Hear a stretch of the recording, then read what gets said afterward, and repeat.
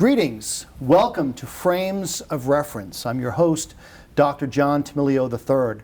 It's been a while since we've done a broadcast, in large part because of the COVID-19 pandemic. I hope you're all safe, that you're wearing your face masks, that you're keeping proper social distances.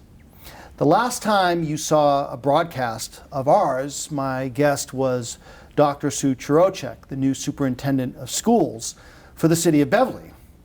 And my guest today is Dr. Sue Chirocek, the superintendent of schools for the city of Beverly. And I'm having Sue on today because we want to talk about how things have changed and will be changing as we enter a new school year. So welcome back, Dr. Chirocek. Thank you. It's great to have you here. Thank you. It's great to be here. I'm happy to have the opportunity to share some of our thinking in Beverly, so thank you. And you know, I'm sure that the parents, the students, the faculty members, the entire community has concerns about what is the fall going to look like, you know, and so maybe we can start off thinking about that and sharing some thoughts about this new normal, at least for now, and what that's going to look like. And I think as we think about fall, I think it's important to remember about spring, right? So we had a true unprecedented event happen, and so on March 12th we closed our schools. And I think the big question is, how are schools going to look in the fall compared to what they looked like on March 12th? And one thing's for sure, it will look different, no matter how we open. But we're tasked right now with kind of sifting through the guidance and sifting through the information and making the decision that's right for Beverly for reopening our schools safely in the fall.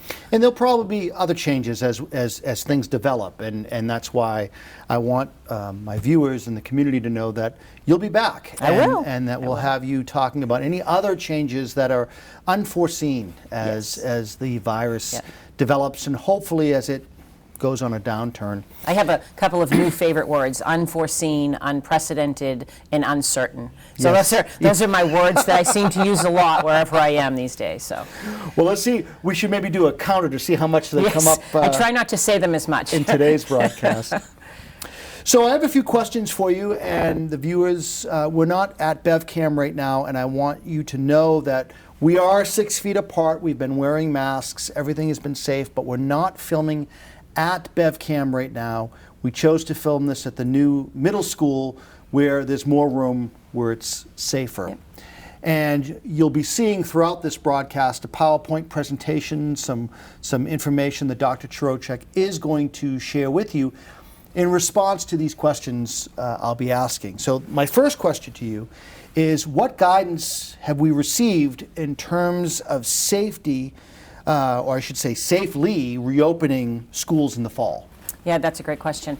You know, we have been receiving a lot of guidance. It comes in dribs and drabs as information is available.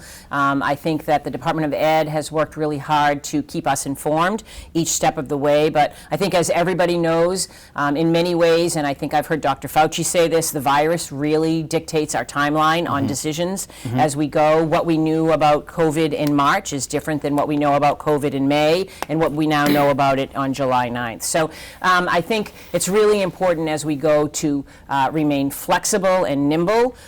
Really and truly, our goal, and the goal for the fall, is to safely return as many students as possible in person to our school settings, so that we can maximize learning, so that we can also think about maximizing the holistic needs of students, because there are sort of a balancing act, because we all are concerned about academic learning loss, and students may be falling behind in where they might have normally been in a normal progression, but we're also concerned about the social emotional needs of students and the need for peer relationships and the opportunity to socialize and connectivity to staff and to build relationships with their teachers, and that ability to kind of be in a social environment. So this pandemic has certainly changed the way we have to think about a lot of things, but for sure our goal is that safe return of as many students as possible in person. And this would be for all grades? Right now we're working on taking a look pre-K through 12. Yeah. And I'm not sure, at this point in time, and I hope I don't say that too many times during the broadcast, but That's there are okay. many things that I'm not certain about. Yeah. And one of them is if it will look the same pre-K through 12, if there will be, a use of different models at different levels. Sure. A lot will depend on what we determine as we look through our feasibility study moving forward. And I'll talk more about that in a bit. Excellent, thank Yeah. you. What are the essential safety components that are part of the plan? Yeah, that's a very good question. The department has been working very closely with the medical professionals and with the CDC and with the public health, and more importantly with the Massachusetts Pediatric Associates and the American Association of Pediatrics to really identify, the safety measures that are going to be necessary to safely allow our students and our staff to return to buildings.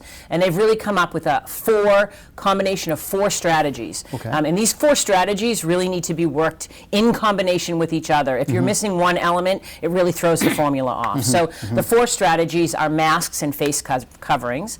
And as we know, as of today, the guidance is that all adults in the building will be wearing masks at all times, as well as they will be required for students in grades 2 through 12. Okay.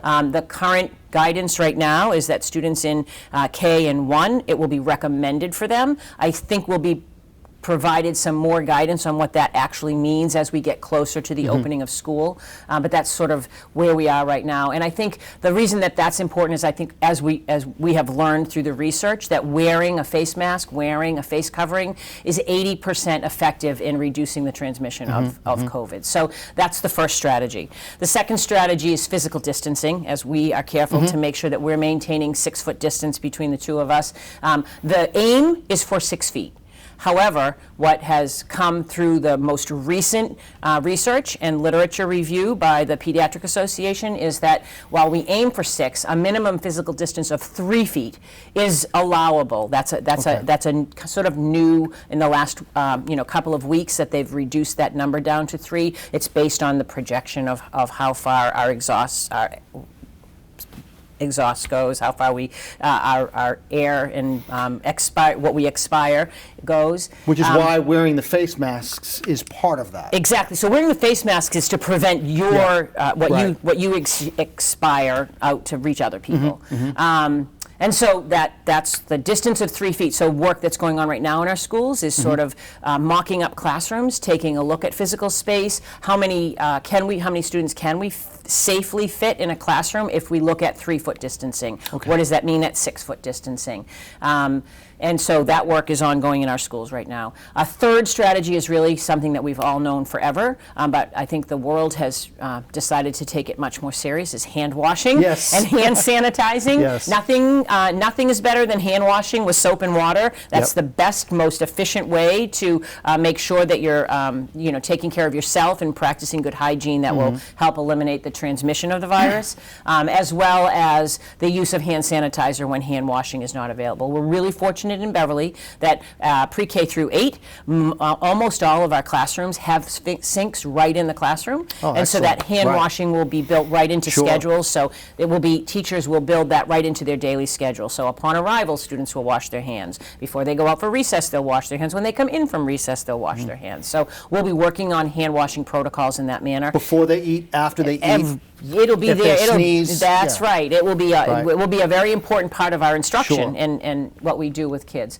And then secondly, the use of hand sanitizer if hand washing isn't available. Sure. And so we also have been very fortunate. We have a strong supply of hand sanitizers. We have dispensers that are available. We'll be making sure, and I do not believe there are sinks in the high school classrooms, so that's an area we'll have a specific focus on how we will make sure that we're providing the right amount of protective equipment like hand sanitizer at the high school. Excellent. And then the fourth and final strategy is really one that makes a lot of sense, but I think it's going to be harder to make sure that we will really need to get the help of the parents at home and the community at large, but staying home when you're sick. And so I've had these meetings with each one of the staff across the city, and I've said to them, I know you're warriors. I know you like to drag yourself out of bed and come to school because you don't want to miss that day with your kids, but we're going to be very insistent that both students and educators stay home if they're sick. We'll be providing parents and staff with a checklist.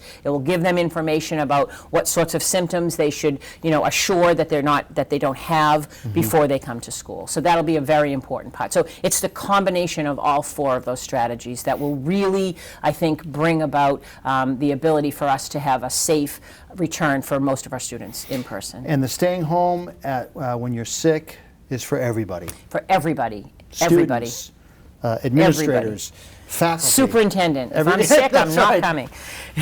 Well, being married to a public school teacher in the city of Beverly, I know that there is a high work ethic, and many a time when you're not feeling quite well, you still pull yourself out of bed to get in there and do your job. But what you're saying is, please don't do that. This year, we want you to be very conscious and take good stock of any symptomology that you might have, and stay home if you're not feeling well. Excellent. Thank you. Yeah. Next question. What is DESE, the acronym DESE? What is DESE using in terms of medical advice in determining their guidance? You might want to say what DESE is. So DESE is the Department of Elementary and Secondary Education. Excellent. We call it DESE sometimes. I don't know if everybody does, but that is the commissioning body for the public schools in Massachusetts. And so, they have worked really closely and really hard with, as I said earlier, the state agencies, the Department of Public Health, the CDC, the Massachusetts Pediatric Association, and the American Association of Pediatrics, all of them coming together to make sure they're keeping a really good eye on the most recent information we can learn about the virus. It's something that we're learning over time. Every day we learn more about it. But there are really four premises that they're basing their guidance on. The first is that schools really haven't appeared to play a major role in the transmission of COVID to this point. And in general, rates of COVID infection are lower for children than they are for adults. And then the final two are, first of all, if the children are exposed, they're less likely to become infected with COVID. And then finally, they're less likely to infect others with COVID. So this is information we relied upon the medical professionals and the scientists to present us with this information. And the review of medical literature would certainly support this. If people are interested, on the DESE website, there is a set of guidance. It's the initial guidance for fall reopening, and at the back of that, there's like a 2 or 3 page appendix of the medical literature that the department used when they were putting this together. That's helpful. Excellent. Yeah. And at the end of this program, we can have the web addresses, the URLs, if people want to go to any of these sites. And in addition, I believe that the department is putting together a video that will be for parents to help them understand how these decisions and how they arrived at them. So, that might be easier than reading the 36-page document, but read away if you'd like. What are the next steps for Beverly? Yes, so the next step. So we have been asked by the Department of Ed, every district is required to put together a plan, and in that plan we have to create an outline for 3 possibilities on a continuum of reopening. So the first and preferred at this time method is that full in-person learning. Again, not going to look the same like it did on March 12th. It will look far different, but it will be in-person learning, and with us, with an insurance that we have met all the safety requirements that would be necessary in order to bring students back to school. The second is a hybrid model, and that's really a combination of in-person and remote. So that would be, I think there's been a lot of chatter on some of the social media around week on, week off, day on, day off, but some version of a hybrid model of you're in-person some of the time and you're remote learning some of the time. And then the final possibility that we need to prepare for is a full remote learning again. And so, I think having all 3 at the ready allows us to, respond should there be an uptick in cases in our area or some of those things. And so it's going to be our responsibility to create all 3 models. So. The third model is very similar to what was in place after Great question. March 12th. Well, 12th was the day we closed. 13th was the first day they didn't come in. Yes, it is, and I'm going to say it isn't, right? So first of all, I am extremely proud of the work that was done in Beverly. Our educators, I think, second to none in responding to the crisis and in their ability to, motivate and get together and create with a real pivot the way that they were providing instruction for students. And we learned a lot in our 3 months. And I've gotten a tremendous amount of feedback from the educators, from the administrators, and from parents regarding what worked really well, what areas that we might have learned from that we can improve upon. And so the biggest difference is that when we closed on March 12th, we initiated what I would consider emergency remote learning. We were in emergency mode. We were like, gather those materials, put it together, how do we get everything going? Whereas when we open this, the next time we have to maybe shift into a remote learning, we hope with the work that we'll be doing, setting up the plan, is that it's more intentional, it's more purposeful. It will be, as opposed to in the beginning of the spring, it was optional. It will not be optional. It will be mandatory. We will be grading work.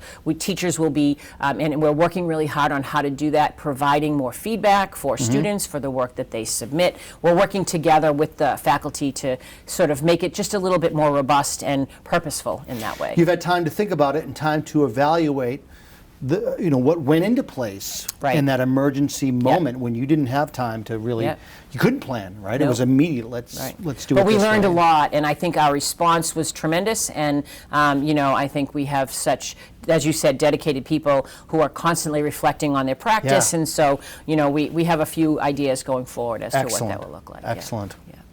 How can parents help? How can they help inform the process? What can they do? Yes. Well, so first of all, as we talk about it, and as I've been providing these updates to staff, I realize each time what a tremendous amount of work we have ahead of us. We have a lot on our plates that we need to kind of sift through, and certainly that's not going to be done by 2 or 3 of us in central office. So the first action step that I have taken is to kind of bring leadership together and say, all right, how can we create a system where people are working and they understand what their role is and contributing, together and making a collaborative effort. So the first thing that we're going to do is create a return to school district task force. So one of the things I wanted to do is not create a bunch of task forces or committees or work groups without direct focus and what direction they would go in. So the focus for this will be policy and communication. This is that group that will be sifting through the guidance that's coming from the Department of Ed, some of the information that we're going to receive from the public health or from the medical field or the scientific field or around facilities or transportation. And so this group will be made up of people that have direct responsibility for those areas. So myself, the mayor and a school committee member, someone from the Board of Health, our nurse leader, the facilities director, transportation and food service directors. We will have teacher membership on this and some parent membership on this. So, and again, focused on policy and sort of the dissemination and communication of that information out to the community. But secondly, we also will have a district working group, and this district working group will focus largely on the planning and the development of that plan that we're required to submit to the Department of Ed. And again, this will be a lot of drafting of ideas and possibilities, but not to believe that we can be able to do that in isolation either. We anticipate this group will have 20 to 30 members, again, school and district administration, teachers and school staff, some parents at the high school level, some students, and members of the task force as needed. So if we're talking about, we can't talk about transportation without including Dana Cruikshank, who is our transportation director. Exactly. So back and forth, and making sure that we have those available. But there's going to be a very back and forth feedback loop between this group and the groups that we really believe will be carrying a lot of the load of some of the decisive planning about how things will work. So at each building, we'll have school-based fall reopening teams, and we, per school, probably 8 to 10 to 12 members. That will be made up of the principal, the school nurse, someone from the custodial staff, teachers and other school staff, some parents, and students again at the high school level. And this is really where the planning and implementation will be decided, right? So every building in Beverly has a different footprint. Arrival, dismissal will look different. Lunch, cafeteria size, classroom space, location of bathrooms, a lot of the specifics that need to be worked through are different from building to building. So the working group we'll provide a draft plan about what we're thinking could work, send it down to the school-based plan. The school-based team will be looking, okay, so what does that look like here at the Cove School or at the high school or at the McEwen preschool, and making those decisions. So that, and then in turn, providing that feedback back to the working group, maybe making some adjustments to the draft, getting that information back to the staff team, so that we're creating something that's workable and meaningful for each building. So That sounds exhausting. I don't know how you sleep. I'm tired just talking about it. No. But I think the only way we will be able to accomplish everything that we can is to have a large stakeholder group helping us in this way. And so parents, I have sent out a parent survey out, and great response. I appreciate the responses that I'm getting from all of you. It's really helpful. We try to have a combination of more open-ended questions along with some more specifics, so we can gather some statistics around how people are feeling. And so we will be having another survey go out as soon as we have a little more information. I think that's how we'll be doing some testing of the waters. But I also would really encourage parents to stay involved and active as we perhaps bring them some information and opportunities for back and forth two-way communication through some vehicle, which we're still working on. But I think we can come up with something. So I really would just encourage them to stay active, follow the updates that I send out. I love feedback on them. I'm happy to read all the emails that come back after I send one out. So I appreciate that, and that probably is the best way at this time. So I think finally, there's a lot we don't know.